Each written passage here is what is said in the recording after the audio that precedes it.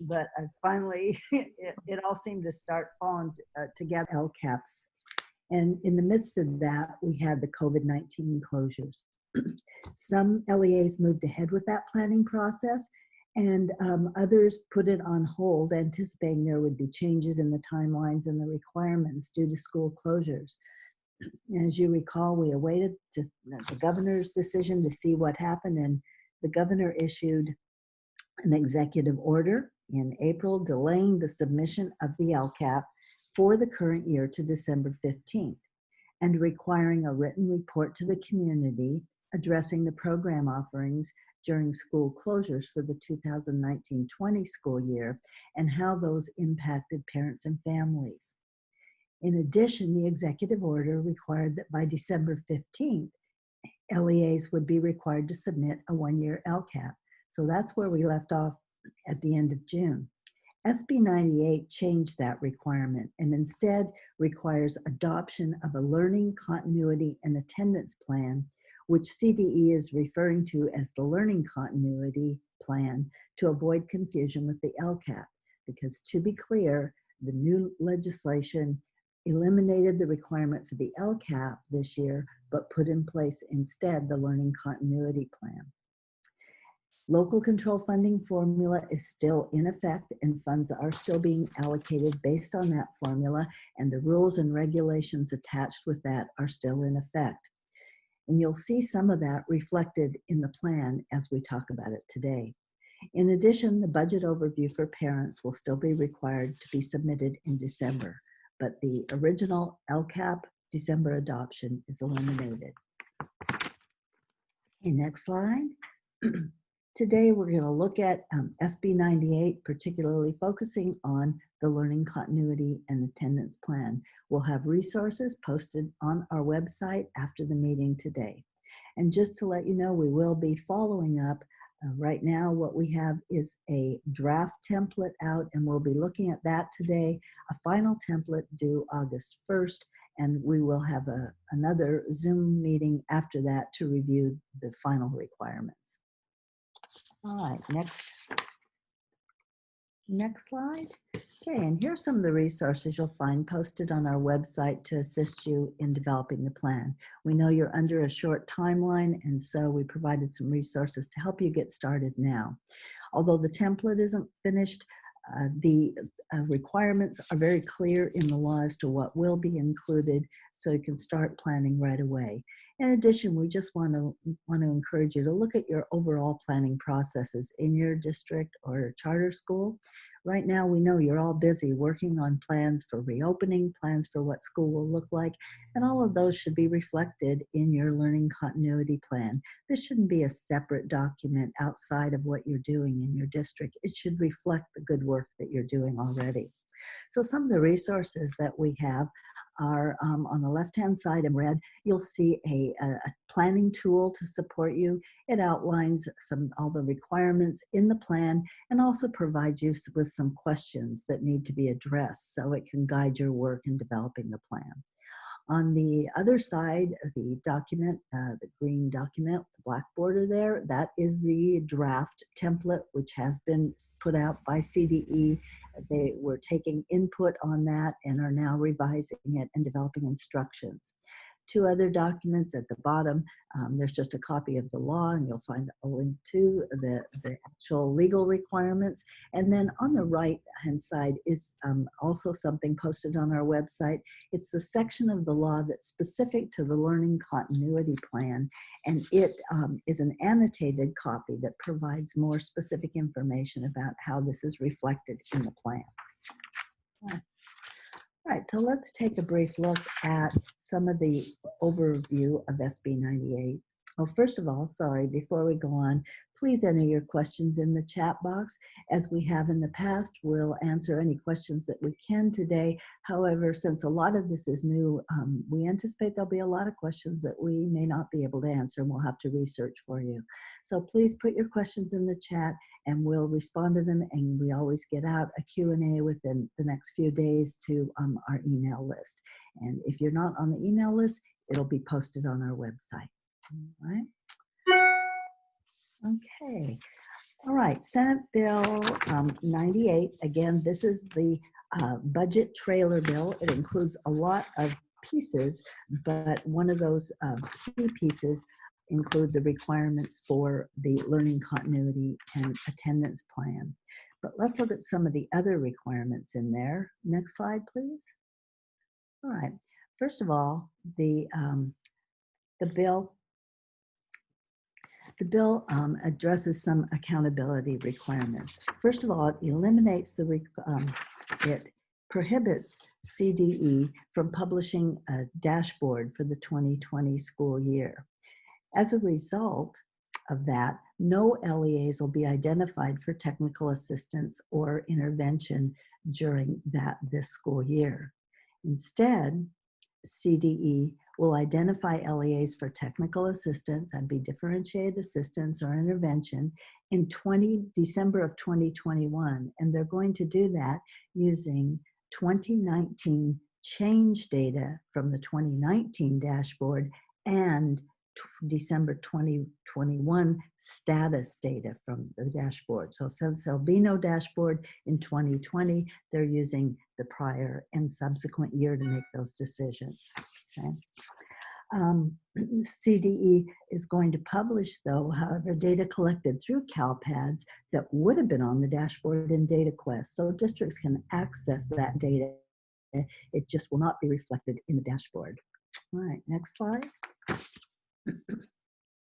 Okay, the other thing that the bill included was elimination of the requirement for LEAs to adopt an LCAP or annual update for the 2020-21 school year. As we indicated previously, the governor's order, executive order, had required an LCAP, a one-year LCAP in December. This bill eliminated that requirement. In addition, it separates the development of the adoption of the LCAP with the budget overview for parents. So the budget overview for parents will remain a requirement, and that must be adopted by December 15th of 2020. Okay. Next slide. Okay. The new requirement, the bill also included requirements for the learning continuity and attendance plan, and that's in Education Code section 43509. You'll find that in the bill in that section, and that is required for the 2021 school year. The template is to be developed by CDE in consultation with the executive director of the state board, and that needs to be out on or before August 1st of 2020. As we've said, there is a draft template that's available for input, and the final one will be out August 1st. All right. And now we're going to turn it over to Amy, who's going to take you a little bit deeper look into some of the requirements for this year. Thank you, Bonnie. Good morning, everyone. As Bonnie mentioned, SB 98 established Ed Code 43509, which is where we find the requirement for the new learning continuity and attendance plan. Next slide, please. So we're going to take a look at the timeline, and the key date here in the timeline is the due date, September 30th, 2020. But there are some planning considerations prior to this date and the steps that occur after this date that we want to capture here in one timeline table. Today is July 23rd, and so because of the short timeline between now and the due date of the learning continuity plan, the CDE recommended early on that LEAs begin the planning process even before the template is finalized and released. And so this is what you see in that first item of this timeline. To that end, our LACO unit developed the planning tool that Bonnie referenced earlier based on the requirements that were set forth in SB 98, Education Code 43509. Ed Code requires that CDE release a template, a finalized template, by the August 1st deadline. And CDE has already presented a draft of that template for feedback, which many of you may have logged on to their Tuesdays at 2 webinar on July 14th to take a look at that template. And then they also have currently scheduled an overview of a template for their July 28th Tuesdays at 2 webinar series. So we will see hopefully a finalized template on that date. On the sometime before the September 30th due date, the LEA will consult with all the required stakeholder groups and the Parent Advisory Committee and English Learner Parent Advisory Committee, which Adrian will later detail in the following slides. So just wanted to make mention of that on the timeline. Also before September 30th, the LEA will need to plan for 2 local governing board meetings or local governing body meetings. So on the first board date, LEAs will plan for having a public hearing. And on the second board date, the plan will be adopted. So in that ed code, it says the meeting for where you will adopt the plan must occur after the public hearing and not on the same day. That's pretty similar to probably what you've seen in the past with your LCAP. So the stakeholder engagement, public hearing, and adoption requirements are, again, pretty similar to what we've seen in the past with the LCAP. After the plan is adopted by your governing board or body, you will file the plan with the county office not more than 5 days later. Charters will file their plan also with their chartering authority. All LEAs, so that would be school districts and charters, will need to post their plan to the homepage of their LEA website. Next in the timeline, what you see here is that for school districts, the county office will have until October 30th to submit recommendations in writing to the school district, which they must then consider within 15 days at a public meeting. Then lastly on the timeline is the budget overview for parents. SB 98 put in ed code that the requirement to submit the budget overview for parents is still in place by December 15th, 2020, and that will happen at the same board meeting as the first interim budget. This piece of the former LCAP is still required, and as that date gets closer, we'll provide updates to LEAs on this part. Next slide. So this slide shows a screenshot. Some of you may be familiar with this. This is our LACO e-LCAP system. And just as LEAs recently submitted your written reports to the system, we will use the same system for submission of the learning continuity plans. And so once this e-LCAP submission system is ready, you will see on the left sidebar a new tab for the learning continuity plan. Again, just to reiterate, this is the submission system for LA County LEAs. Both school districts and charter schools are required to submit their adopted plan to the county office. Next slide. So in the following slides, our team will go through each section required by the learning continuity plan. And this slide just gives us a broad overview of the key components. The screenshot to the right is showing us the first page of the plan template, which is where LEAs will provide general information on page 1, which is a description of the LEA. For each of the remaining sections, which are stakeholder engagement, the required descriptions with action tables identifying total funds, and the increased or improved services section, we'll provide an overview for each section on what's required and share screenshots from the current draft template from CDE. So I'm going to turn it over to Adrian, and she'll start with stakeholder engagement. Thank you. Good morning. As you can see, this was a screenshot of the draft template of the stakeholder engagement section. There are 4 prompts for this section, one being to describe the efforts to solicit stakeholder feedback, a summary of feedback from specific stakeholders, a description of the learning continuity plan influenced by the specific stakeholder input, and a description of the options that were provided for remote participation in the public hearing. When looking at the stakeholder and soliciting the feedback, there are some steps and considerations to follow. So the first, you can see this is an overview of basically the 5 steps of consulting with specific stakeholders. Second is to solicit recommendation and comments, and also notifying the members of the public, as well as the plan to, specifically the superintendents will present to the LPAC and the PAC at a separate meeting. The superintendent will also need to respond in writing to the, as to the comments that happened at those two meetings. The fourth, excuse me, the fourth step is the public hearing, and also by September 30th, the board adoption. So specifically looking at the first two steps of consulting, there are specific requirements and specific stakeholders that must be addressed. And so the LEA, excuse me, must consult with teachers, principals, administrators, school personnel, local bargaining units, parents, and pupils while developing the learning continuity plan. And also they must, for step 2, you must notify the members of the public on the opportunity of how to submit comments using the most efficient method of notification. And so within this, you are soliciting the recommendations and comments in order to help and develop the learning continuity plan. Again, looking at the third step, the superintendent is to present the learning continuity plan to the Parent Advisory Committee, as well as the English Learner Parent Advisory Committee separately for review as well as for comment.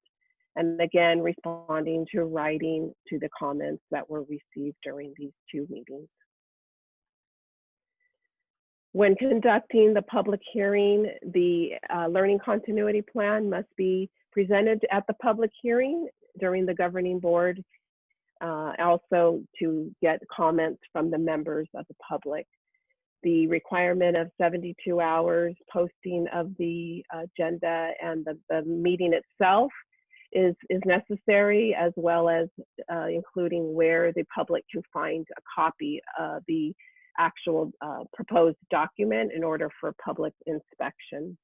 And then again, we want to reiterate this new component about options for remote participation, so that people that do not have internet access or speak languages other than English will also have an opportunity for comments and participation in the development of your learning continuity plan. The last part in terms of what Amy had discussed about the adoption of the plan, it must be held, the meeting must be held after the public hearing and not on the same day. And also, again, providing options for remote participation in the public hearing process, as well as the other parts of the development of your learning continuity plan for those families that do not have internet access or speak languages other than English. So again, looking at all of these steps, you might see some parts of this process are similar to your past experiences with the LCAP. However, there are some nuances that have been added. And so again, just to make sure that everyone is aware. And so now I'm going to move on to Evan. Oh, sorry, one more thing. And this is also just to refer to our tool. We do have the tool that is nice because we have the ed code, we have the requirements, and then we've expanded with some ideas or aspects of the plan that you must address, as well as some other considerations to think about to add. So this is a helpful tool in developing your learning continuity plan. And so now I'm going to turn it over to Evan. Thanks, Adrienne. I know you, I know you just did that to wake me up on this early morning. And if one of my colleagues can do it, we did upload, I just finished uploading, I apologize that I didn't have them up sooner, but the reference documents, including the PowerPoint, are actually uploaded on our LACO LCAP support page. And maybe somebody can drop the link while I go through these slides. This slide provides just a quick overview of the required descriptions that are identified in Ed Code section 43509 F1. And it's really the meat of the learning continuity plan. And you can see that there are 7 primary areas that must be addressed. Based on the draft that we've been looking at that was shared last week, we can confirm this template really adheres quite closely to these required descriptions. And we're about to provide some additional detail for each section, as well as a preview of the template on the next series of slides. Next slide, please. The first area to address is in-person instructional offerings. The plan must include a description of both specific actions as well as expenditures that the LEA will implement to deliver in-person classroom-based instruction whenever possible. The Ed Code indicates that LEAs must identify specifically how they will deliver classroom instruction for those pupils who have experienced significant learning loss due to schools' closures in 2019-20, or who are at greater risk for learning loss due to future school closures. Below the, you'll see an image of the template on this slide that comes from the draft. It's just a broad description. And just a note, there are a lot of plans that you're probably putting in place, including the COVID-19 control and response plan that's required by the Department of Health. And please, we encourage everyone to draw freely from those and incorporate that. That's really what is expected. It's written in the instructions that we've seen, the draft instructions, that you'll be able to draw on other plans that are already in place, including other plans you may have already written for your reopening. Note at the bottom of the slide, you'll see some additional ed code that we think is really important. 43509 is kind of the plan itself, but the individual ed code that's at the bottom, EC 43500B, that defines in-person instruction in ed code. 43502E explains how instructional minutes will be measured in the 2021 school year, and EC 43500B specifies that an LEA shall offer in-person instruction, quote, to the greatest extent possible. Now, of course, we know within LA County, we are starting, and within the state, starting with a distance learning structure. But once those, the Department of Health changes, then that consideration must be how frequently can you offer the plan or the in-person instruction. Next slide, please. On this slide, we've just included some of the some of the guiding questions that are taken from our support tool. And we're hoping that these questions will assist you in addressing the mandatory elements of the description that are laid out in SB 43509. However, we also would note, in terms of the general description, again, offer or include as much as you can from your existing plans, because including how you plan to reopen schools safely, your plans for social distancing and whatnot are expected in there. The goal is to make this visible. The required plan, the plan for the COVID-19 control and response plan is not a plan that's required to be shared publicly, but this would be the place that the expectation is you would share some of these practices and protocols. Next slide, please. The next area that LEAs must address is their plan for distance learning. Picture to the required components that are detailed in Ed Code. And just a quick summary, the LEAs must address how they will ensure a similar quality of instruction regardless of the method of delivery, how they will ensure continuity if the LEA must pivot between in-person and distance learning, and then vice versa, once we pivot from distance learning back to in-person, how to ensure access to devices and connectivity, how participation and progress will be measured, and how the time value of pupil work will be determined, as well as what PD and resources will be provided to staff specific to improving distance learning, how staff roles and responsibilities may change, and what additional supports will be provided specific to English learners, pupils with exceptional needs, foster youth, and students experiencing homelessness. Also, we've noted at the bottom of this slide some additional ed code that's in SB 98. 43500A defines distance learning. 43502E identifies for 2021 how the instructional minutes shall be determined for distance learning based on the time value of assignments as determined by credentialed staff. And finally, 43503B further clarifies the definition of distance learning by specifying that it must include all of the elements that I just went over in 43509, as well as the requirement for daily live interaction for purposes of instruction, progress monitoring, and maintaining school connectedness. The Ed Code notes that if daily live interaction is not feasible as part of the regular instruction, that the governing board of the LEA must develop with parent and stakeholder input an alternative plan for frequent live interaction that provides a comparable level of service and school connectedness. So that would be a kind of, I guess, a plan within this plan. So if it's determined that you cannot offer daily live instruction, you'll have to identify what the alternative is, and that will have to be approved by your board. Next slide, please. Here are the sample pages from the draft template where LEAs must address the distance learning plan. And like in-person instruction, the template aligns directly with the ed code from 43509. Also, you'll note there's a table at the bottom of the slide in which LEAs will describe the specific actions related to distance learning, including how it contributes to increased or improved services, if that's applicable, the total expenditures for this action, as well as a yes/no indicator as to whether this action contributes to increased or improved services. Next slide, please. Here you'll see some of our guiding questions that come from our support tool that we hope will assist you in providing the required descriptions in the learning continuity plan that are related to distance learning.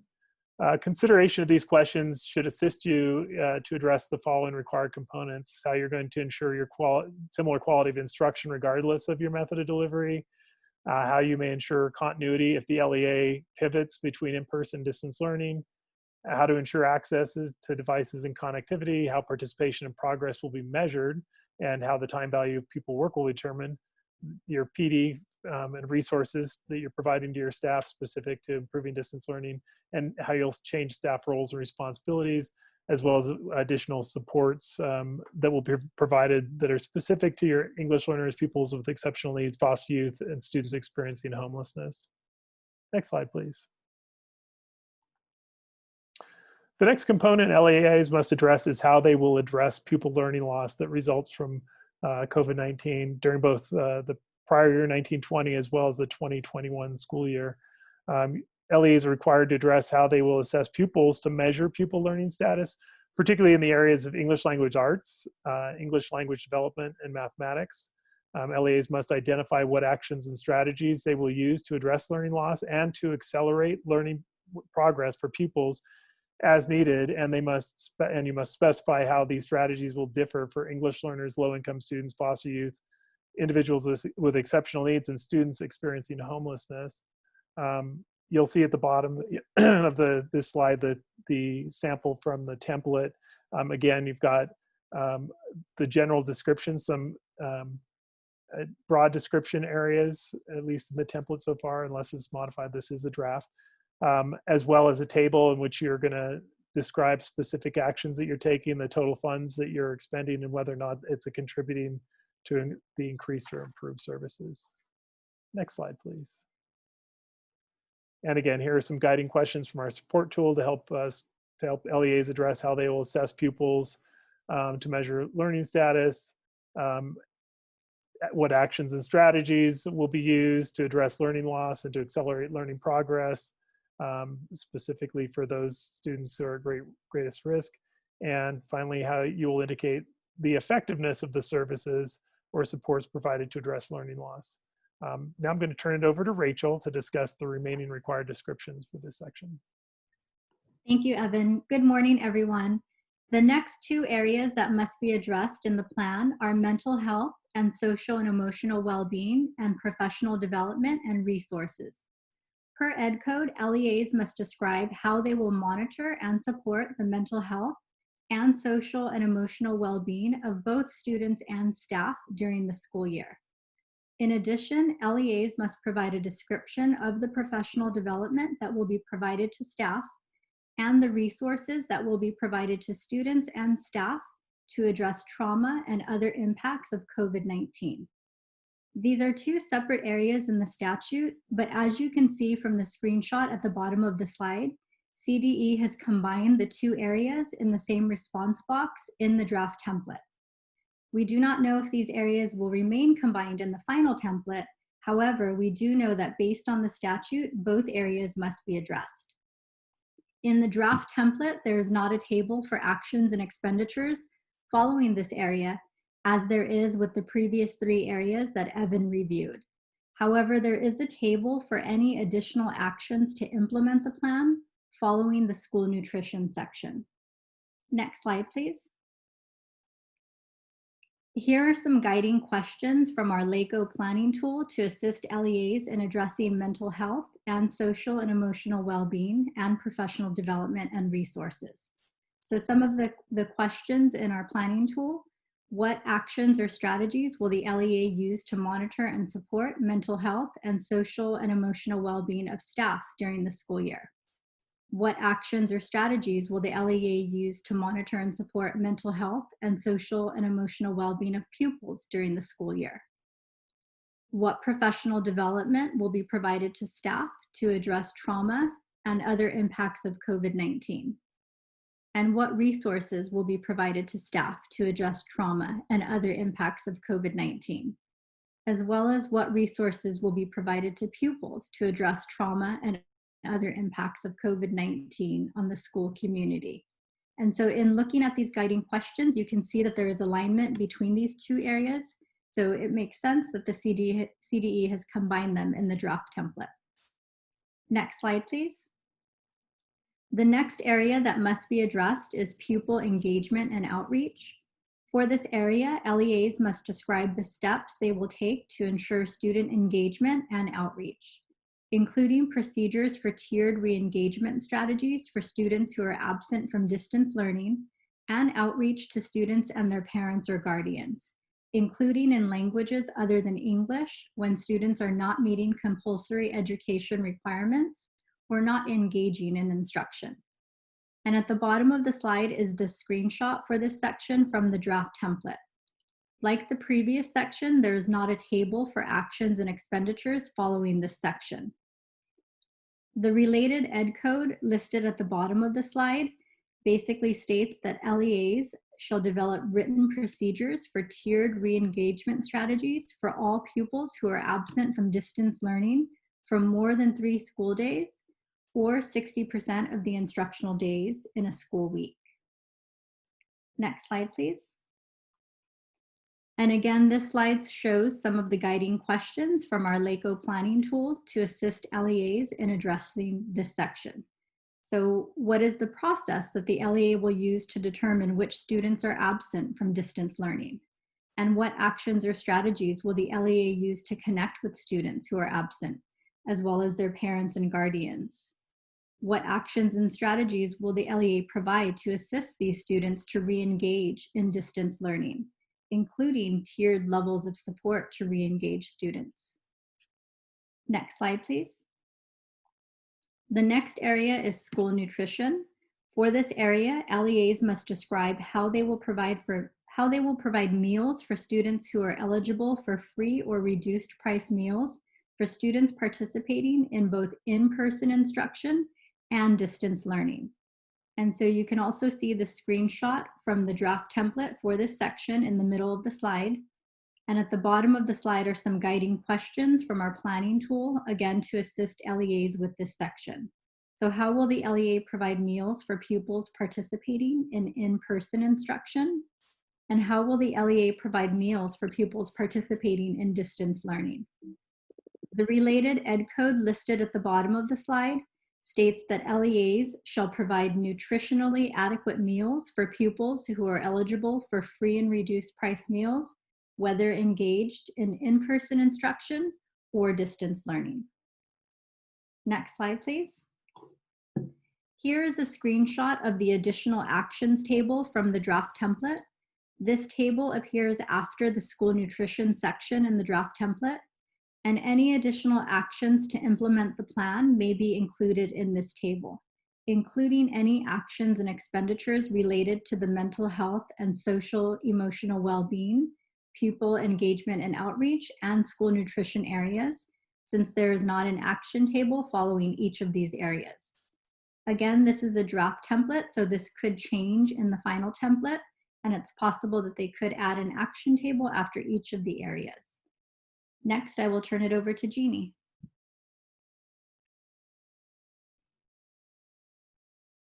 Thank you. Good morning, everyone. I'm going to address 2 additional areas to be addressed in the learning continuity plan.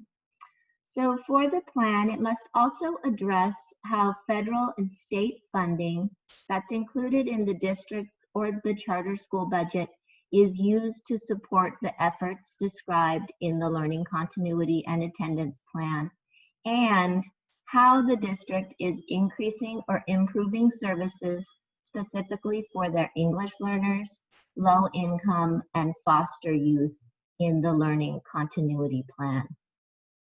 Let's take a look at the requirements for each of these sections in the planning tool and how they connect to the descriptions in the plan.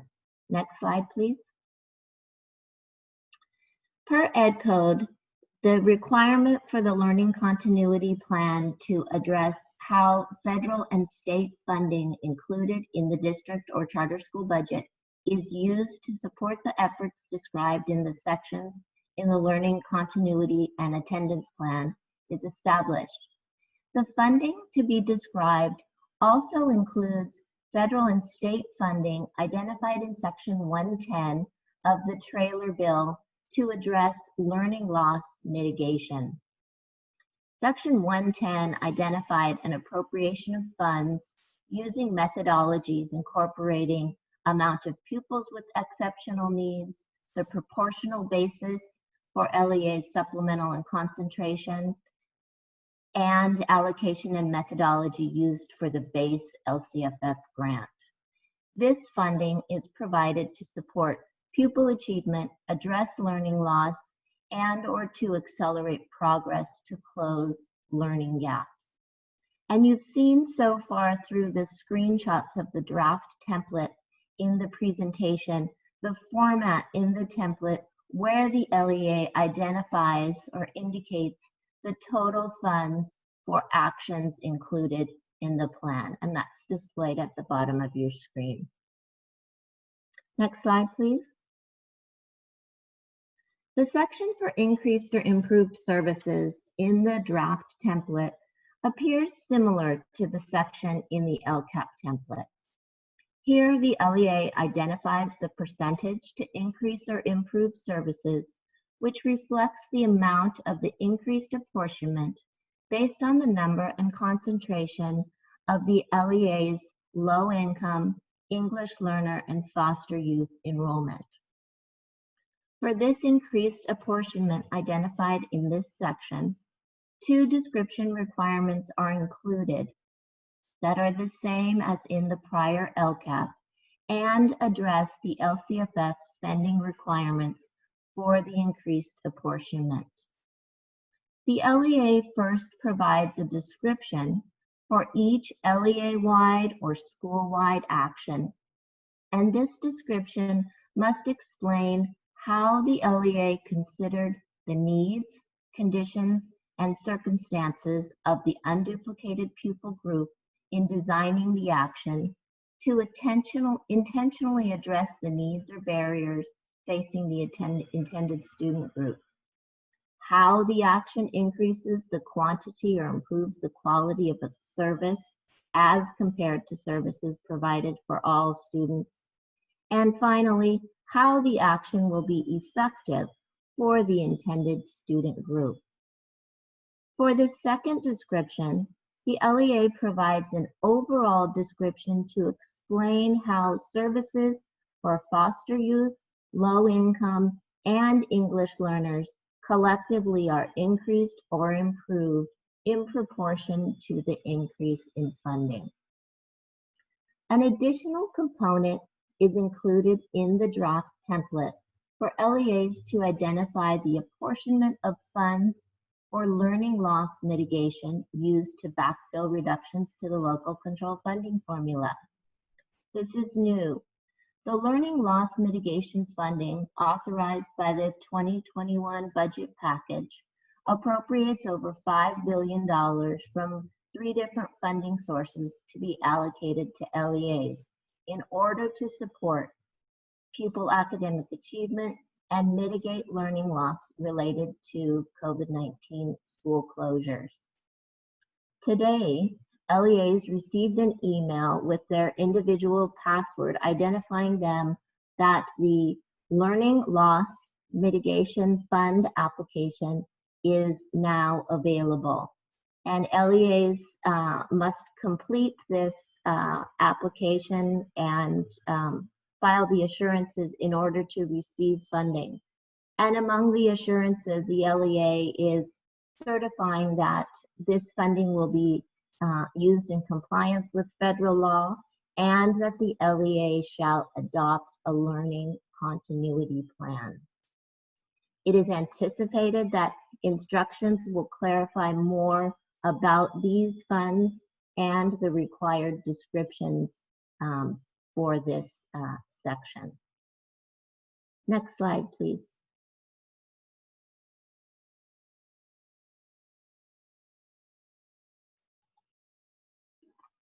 Per statute, the Learning Continuity Plan shall describe how the LEA is going to increase or improve their services in proportion to the funding that they receive. And this includes the spending regulations that address the use of the funding specifically to address the needs of English learners, low income, and foster youth. And here we've included for your reference guiding questions to support LEAs to address this requirement, to explain what they have included in their plan and how what they have included in their plan is compared to services that they have provided for all students. And here you can see the questions address the proportional increase and how the funding will be used to benefit the needs of each of these student groups. Next slide, please. We've included some related links for you referencing SB 98. We have the link to SB 98 and the governor's signing message, as well as legislative intent letters from Senate and Assembly are included for your reference.